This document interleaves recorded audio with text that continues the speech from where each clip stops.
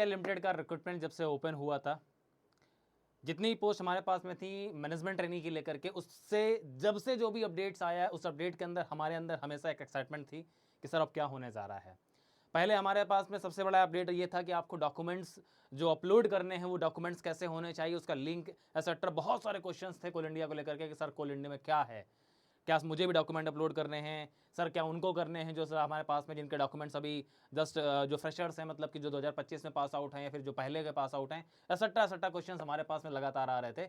अब फाइनली हमारे पास में कोल इंडिया की तरफ से आप सभी के लिए गुड न्यूज़ आ चुकी है, और वो गुड न्यूज़ ये है हमारे पास में कि फाइनली कोल इंडिया लिमिटेड ने अपना जो प्रोविजनल मेरिट लिस्ट था सिलेक्टेड कैंडिडेट्स का, बिकॉज कोल इंडिया में हमारे पास नेक्स्ट जो स्टेज था वो डॉक्यूमेंट वेरिफिकेशन और ज्वाइनिंग का है, कोई इंटरव्यू नहीं है, तो नेक्स्ट स्टेज डिक्लेयर कर दिया है और वो है हमारे पास फाइनली प्रोविजनल सेलेक्टेड कैंडिडेट्स का। तो फर्स्ट ऑफ ऑल गेटिनिटी के प्लेटफॉर्म से आप सभी को, जितने भी लोग सेलेक्ट हो चुके हैं उन सभी को all the best, congratulations, and आप सबने वो कर दिखाया जिसके आप हकदार थे। तो चलिए बेटा, वेलकम बेटा आप सभी का आपके प्लेटफॉर्म गेटिनिटी पर, जहां आज हम बात करने जा रहे हैं कोल इंडिया की तरफ से जो लेटेस्ट हमारे पास नोटिफिकेशन आया है, जो प्रोविजनली सिलेक्टेड कैंडिडेट्स हैं, एक्चुअली में कितने लोग किस पोस्ट के लिए सेलेक्ट हुए हैं, ये चीज़ मैं आपको बता देता हूँ, एक बार शो कर देता हूँ। तो चलिए, तो हमारे पास रिक्रूटमेंट डिवीजन की तरफ से आज ही ये नोटिस हमारे पास में आया है, जो आपका 11 ऑफ सितंबर, ठीक है, आज ये नोटिस आया जहां पर हमारे पास साफ साफ मेंशन किया गया जो सीबीटी हुआ था, whose names are mentioned in the attached annexure A are hereby informed that they have been provisionally shortlisted for document verification and initial medical examination। ठीक है ना, तो अभी आपका डॉक्यूमेंट वेरिफिकेशन होगा, मेडिकल एग्जामिनेशन होगा, देन फाइनली आपके पास में क्या है, आपको ज्वाइनिंग के लिए कॉल आएगी। डॉक्यूमेंट वेरिफिकेशन में अगर आप कहीं भी आपको कुछ भी अगर गलत पाया जाता है तो आपका कैंसिल, मेडिकली अगर आप अनफिट पाए जाते हैं तो भी आपका कैंसिल, ठीक है ना। सो यहाँ पर जैसा मेंशन किया जा रहा है कि हमारे पास में आपका डीवी और आईआईएमई मतलब डॉक्यूमेंट वेरिफिकेशन और इनिशियल मेडिकल एग्जामिनेशन का जो आपके पास में टेंटेटिव डेट्स जो रखी गई हैं वो 6 अक्टूबर से 10 आपके पास 10 अक्टूबर के बीच में है। साफ लिखा है हमारे पास में कि if the candidate fails to meet the prescribed medical standards in the IME and is declared unfit for unemployment in CIL, then उसका सिंपल सी बात यह है कि आपका कैंसिल कर दिया जाएगा।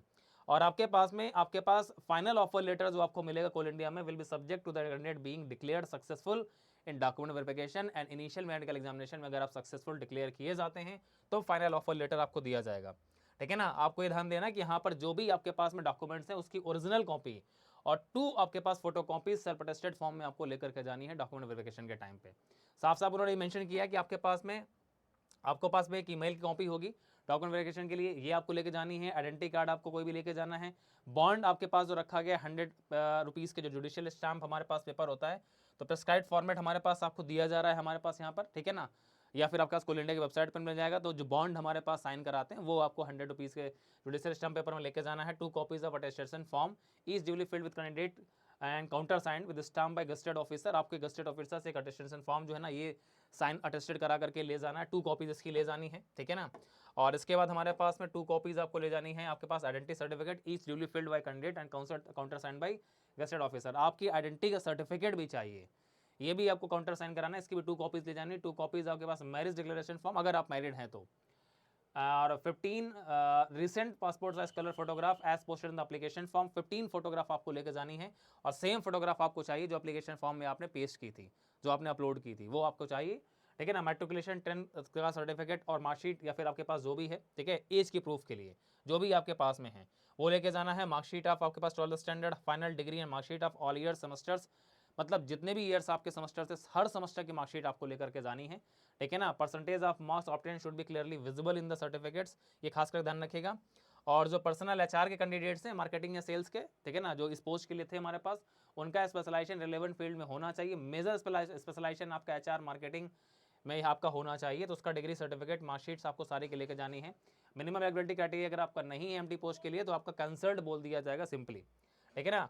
सपोर्टिंग डॉक्यूमेंट्स जो आपके हैं, reference of minimum experience required security discipline के लिए हमारे पास में, उसके लिए आपके पास जो मिनिमम एक्सपीरियंस क्वालिफिकेशन का जो आपके पास डॉक्यूमेंट है वो लेके जाना है।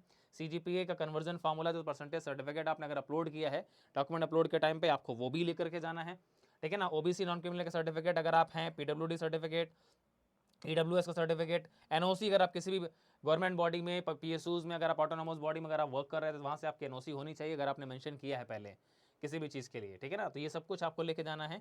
फॉर्मेट ऑफ डॉक्यूमेंट आपके पास जो है यहाँ पर जो मेंशन किया गया वो आपके पास कोल इंडिया की, यहाँ पर इस लिंक अगर आप क्लिक करेंगे तो यहाँ पर आपके पास अवेलेबल हैं, आप यहाँ से डाउनलोड कर सकते हैं। यहाँ पर PDF के अंदर लिंक दिया गया, तो आप यहाँ से डॉक्यूमेंट जो भी अटैच कराने हैं ना वो सारे आपके पास यहाँ पर अवेलेबल हैं, तो आप यहाँ से अटैच करा सकते हैं, ठीक है ना।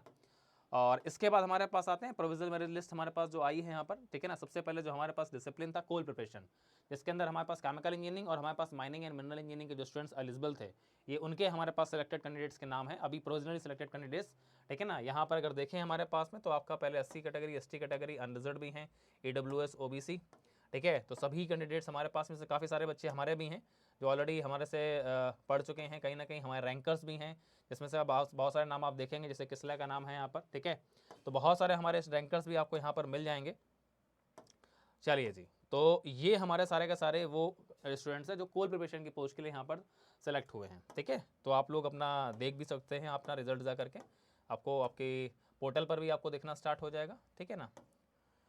तो कोल प्रिपरेशन के लिए टोटल जो कैंडिडेट सेलेक्ट हुए हैं वो हैं हमारे पास में 67, ठीक है ना। 67 लोग यहाँ पर सेलेक्ट हुए हैं कोल प्रिपरेशन की पोस्ट के लिए। उसके बाद हमारे पास HR की जो पोस्ट थी उसके लिए हमारे पास में यहाँ पर आप देख सकते हैं हमारे पास में ये आपका लिस्ट है पूरी की पूरी HR के लिए, ठीक है ना। इसके बाद HR के बाद हमारे पास में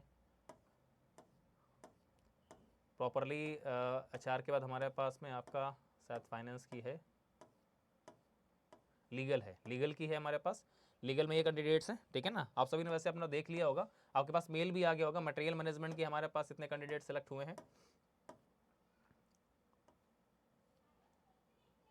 ठीक है ना। फिर इन्वायरमेंट के लिए है हमारे पास, इन्वायरमेंटल इंजीनियरिंग के जो स्टूडेंट्स थे उनके लिए है। देन मार्केटिंग एंड सेल्स के लिए, ठीक है ना। और उसके बाद फाइनेंस के बाद हमारे पास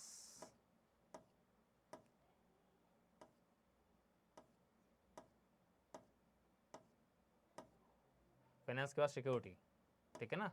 ये हमारे पास में टोटल 24 पेजेस का लिस्ट है जो फाइनली जो आपके पास कोल इंडिया की तरफ से डिक्लेयर किया गया है। तो फाइनली अब आपके पास बारी है आपके डॉक्यूमेंट वेरिफिकेशन की और अपना इनिशियल मेडिकल एग्जामिनेशन जो आपका होने वाला है उसके लिए, ठीक है। तो एक बार मेडिकल स्टैंडर्ड्स कोल इंडिया के आप देख लीजिएगा। अगर आप किसी को भी अगर डाउट है, अगर आपको नहीं पता है तो मैं इस पर भी एक वीडियो बना सकता हूँ आपके लिए कि आपके पास मेडिकल स्टैंडर्ड्स कोल इंडिया के लिए क्या हैं, कितना आपका एक्चुअली नॉर्मल होना चाहिए।